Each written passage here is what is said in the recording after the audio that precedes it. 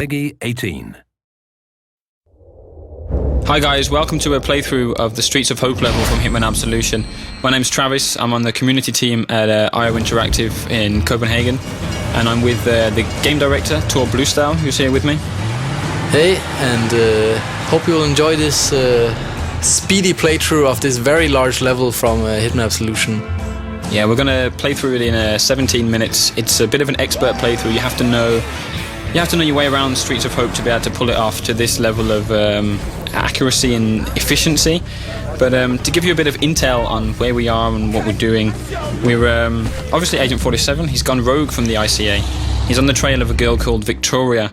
The lead that he's got to get to this point is he's following a guy called Lenny the Limp Dexter. He's the son of Blake Dexter, the benefactor of this town, so he's a pretty important character in the game. Lenny knows about the whereabouts of Victoria, and he's also told his gang, he's with the Cougar gang, his little posse that he rolls with, you could say. So we need to take those 5 guys out, we need to get to Lenny, we need to kidnap him, all within this one level, so there's a lot happening here. Yeah, it's a pretty huge environment, and it's all pretty kind of free roaming. You can kind of go around and scope out the situations, find different elements that you can use to your advantage. There's a lot of kind of improvised weapons around. There's a lot of different disguises, and there's to every single hit within this level there's a large amount of entry points to it. So here we're homing in on our first target, which is the leader of the gang. We've kicked off already. We've had a scope of the land. We know a little bit about Hope so far. Our first target is going into the convenience store here, so we're going to follow him in the back entrance and see how we get on. Yeah, so as this is a more, you can say it's a large part of this is a large level within the game, and as you can kind of walk around freely, also everything you do they will kind of cascade out if you're kind of causing trouble here. I mean, theoretically you could take down your target straight away here and kill his girlfriend in the same time, but you'll have to deal with the consequences of that, and if anyone here shouting or gunshots, they will come running and try to find out what it is. So rather than take him down here, we'll wait for him to go upstairs, use a distraction here to get past his girlfriend. So the most immediate thing that we can see is a radio. So we've triggered the radio on, which of course the clerk here is going to be thinking, well, why is there a radio playing? She's trying to see who it is, and we've managed to get away and kind of sneak past her now. As she's confused or looking at the radio, we're in the trespassing zone here, so we need to be careful not to be seen. Yeah, so if you're trespassing within the game, it doesn't mean that you're instantly dead if you're found. It means that you will be kind of escorted out of the premises. But of course now, since this is one of the targets, he's standing in front of some very compromising evidence of this Cougar gang trying to kidnap this girl Victoria and sell her off to an arms company, then you will probably be killed on sight here if seen by this guy. Yeah, he'd definitely react if he sees you, so we need to sneak up behind him. We're going to take him down with the fibre wire silently, so nobody hears us, and we've got objective complete. We need to dump the body, because his girlfriend will probably be coming up to see where he is pretty soon. Yeah, so hiding evidence or hiding bodies as part of that is, of course, it's good for kind of erasing your tracks, and it's all kind of tracked in our score. Everything that you do is logged, and you kind of get a positive or negative score based on how you're playing and using the different features of the game. And being undetected or being unseen and not leaving any traces behind is a very good way of playing. Yeah, and all of that information's stored in the notebook that we just saw on the screen. It also keeps the challenges, right, and it keeps the targets, your objectives. It's pretty much as if 47 was keeping a physical notebook as he goes along of what he's seen, what he needs to do. Yeah, so for those that knows the old Hitman games, they know that there always was a mission briefing as the start of every level. That's slightly different in Absolution, as 47 is far more the driver of the story than any other Hitman game. The way that these objectives are made is also based on his progress through the level, so they will kind of update along the way, with the information that he gets and the player gets as they play the level. Yeah, he's very much making the decisions himself, isn't he? When he's got, obviously if something happens, he realises he needs to take out somebody else. He doesn't need somebody in his ear to tell him that. He's seen it for himself, he's heard a conversation. So it's very dynamic in that sense. Yeah, so actually for this level, as you enter, you only know that Lenny the Limp has to be kidnapped, but as you enter the level, you find out, okay, there is these guys, this Cougar gang, and they know way too much about Victoria, so they also have to be taken out. So this is an objective that you won't really know until you actually come to this place in the level. Or until you watch this video and we tell it to everyone. Yeah, of course.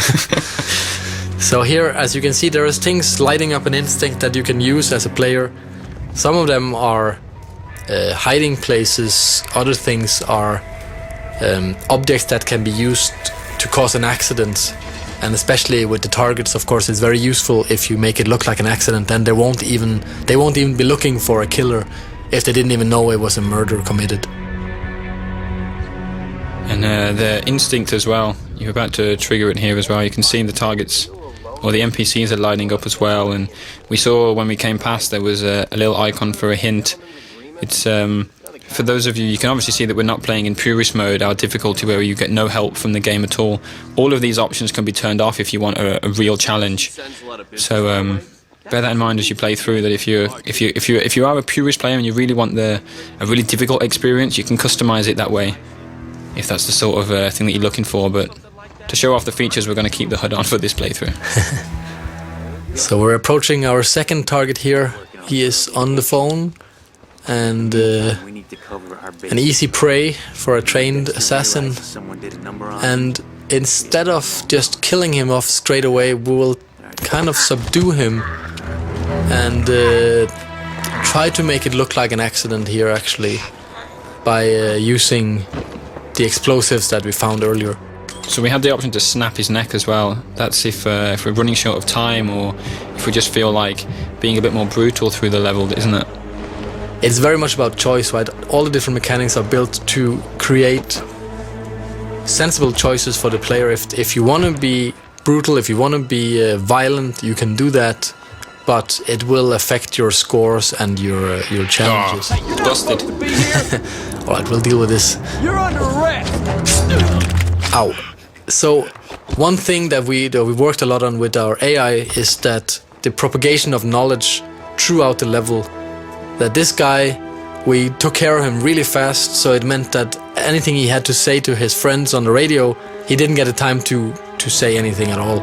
And that meant that nothing actually got conveyed, and we're free to continue throughout the level as if nothing happened. Yeah, it was perfect timing from 47, really, in a way, because the police officer's not going to start shooting at us straight away just for being in the area. He needs to... You can hear him shouting, he's saying, "What are you doing?" And then before he's got a chance to kind of realise that we're not going to move and that we're a bit of a shady character, we've killed him. So it's yeah, we move on from there.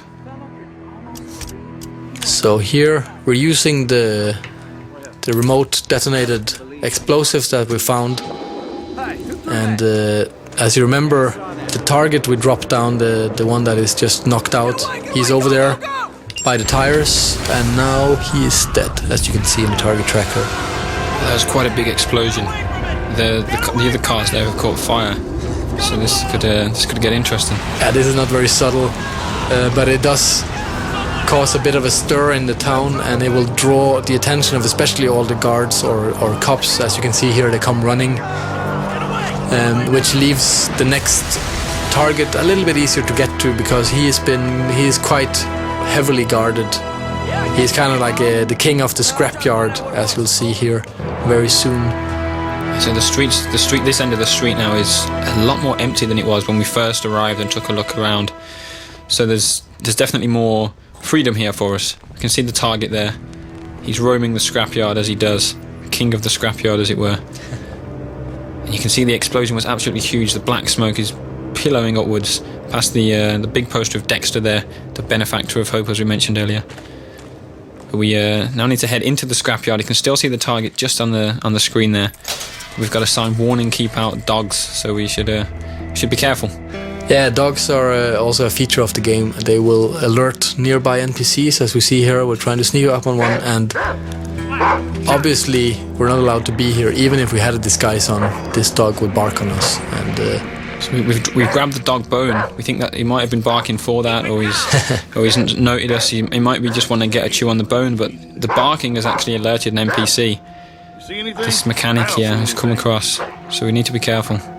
Yeah, so this poor guy doesn't know what'll hit him. I should always check what's behind you. The dog's stunned. Yeah, so as we're trespassing here in the scrapyard, this mechanic comes in pretty handy, as we can take his disguise and move around a lot more freely in this area. We don't have to kind of sneak around, because now, as long as we don't get close to the other NPCs, we're actually allowed to be here. Yeah, and we're going to shove him in the closet, keep him out of sight. There's no evidence that he was ever here.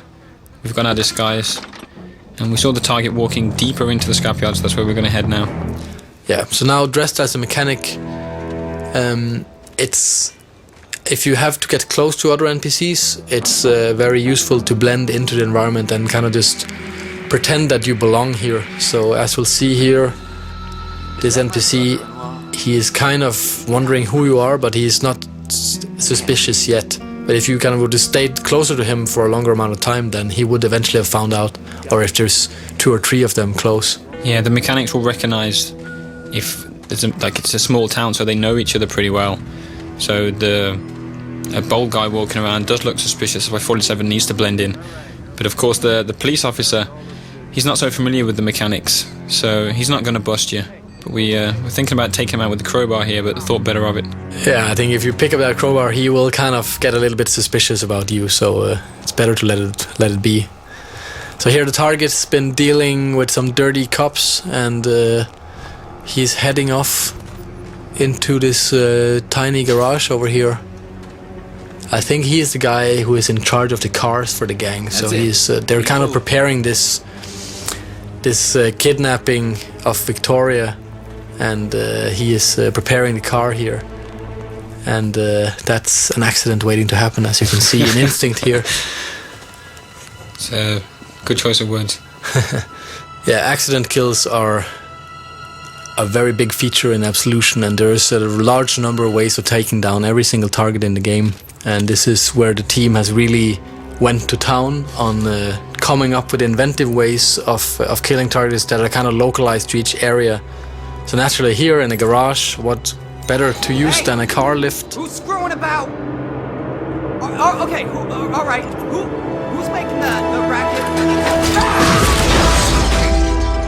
So it's the 3rd target down. The target tracker resembles that. We've got three targets down, a really high score. The police are on the way in to see what's happened. You can hear the mechanics. We're a bit worried about this guy who's just been crushed, but we're clear. We're away. It's got warning attack dogs again, so we have to be careful about that. We're now in the Cougars' nest. This is like the main hangout area for the Cougars. They're there hosting a bit of a party for Lenny. But they're having a barbecue, and you might see the lighter fuel there, which could be an option. Barbecues and lighter fuel tend to go pretty well together when Agent 47's around. And we can also see the policeman down there. He's allowed to be in this area. We're not, as a mechanic. It's a bit of a private area, so we're going to try and take his disguise and see if we can get closer to our target. Yes, usually these kind of isolated characters are pretty useful for us, as they provide disguises and weapons and so on. We've just got an improvised weapon there, a bottle. Smash this around the guy's head. Smash. He's down. Disguise is ready to get picked up. And 47 needs to choose a weapon here. Yeah, so what else to use than an axe rather than a tomahawk? And we can see why the police officer was so distracted there. That was a really perverted guy. And now we have his clothes on. Awesome. So dressed as a police officer, we're allowed to get closer to these guys up here. And basically we only have one of these as a target, the one in the middle. Yeah, Mason. And everyone else, unfortunately, will be collateral in this point shooting, which is one of our new features in the game. Allows us to kind of slow down time to a minimum, and using our instinct powers, take them down instantly. And as you can see, they're trying to pull their guns to fight back, but as they're taken down too quickly for that, the whole thing goes down without anyone making a sound, as we also use silenced guns for this. Yeah, we've also used all of our instinct though. It's very expensive to use point shooting, especially on so many characters all at one time. So there's a lot of strategy involved in when you should use your point shooting. You can't just walk up to any character and shoot them and do it instantly. You have to make sure you do it at the right time, otherwise you run out of instinct completely. But there's the other target's come out here. He's come to investigate, probably come back to the barbecue, and he's stunned by the dead bodies. Ow, poor old guy. 47's just killed the barber. Yeah, that's sad, but it's for the greater good. We need a new disguise here, because now there's a lot of police officers in the building here. So using the barber, which is freely allowed to walk around here, it's a pretty powerful disguise, and as you can see, there's lots of characters here, so trying to go in here guns blazing would be pretty dangerous and difficult. There is a lot of NPCs here. You can also see there's a guy a little bit further ahead getting his pistol ready, so he's prepared for a shootout. But it would be a bit of a mistake to pull your guns out here. Sneaking through as the barber is probably the best way through towards Lenny, who you can see down there. Instinct lights up in blue, not red because he's not a target. We need to kidnap him, and we make our way down. Yeah, so basically now there's this one police officer standing between us and Lenny at the moment, so we will just quickly deal with him. Quickly deal with him by putting a pair of scissors in his neck. Well, yeah. Deal with him in 47's trademark way. Yeah, you could have subdued him, right? Poor guy. And now we have Lenny all to ourselves, and he's kind of just sitting there lying about his antics in Chicago, so he's kind of an easy prey. It's almost too easy. Yeah. You're not the talkative type, huh? You know your place. Well, I like that in the barber. That's it, and thanks for watching the playthrough of Streets of Hope from Hitman Absolution, which is out in November 20th this year. Thanks for taking the time to listen, and of course watch.